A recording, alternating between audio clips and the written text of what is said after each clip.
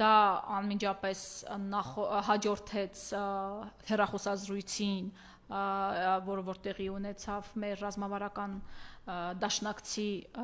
հետ, առնվազն փաստաթղթերով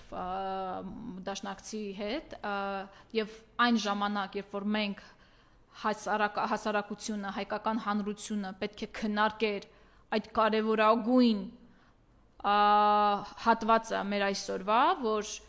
ինչ է լինելու մեզ հետ, թե տնտեսապես, թե անվտանգության տեսակետից եւ այլն,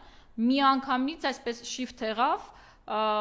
ընտանեկան բռնության, ասենք, ու մարդիկ բոլորը մոռացան կարծես թե այն ոչ մեր,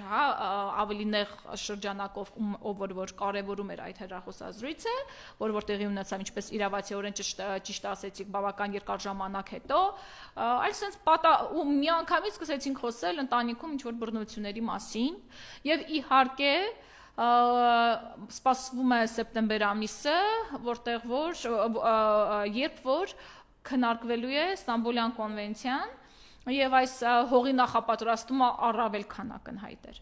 Եկեք իսկականից անկեղծ լինենք, մենք ունենք բռնության դեպքեր հայկական հասարակությունում։ Դա անընդունելի է, դա մեղադրելի է, դա պարսավելի է եւ այլն, բայց ով է այդ մասին բարձրաձայնում եւ ինչ լուծում է առաջարկում, սա է կարևորը, որովհետեւ մեր այսօրվա արդեն իսկ գործող օրենսդրությամբ դրանք պատժելի գործողություններ են եւ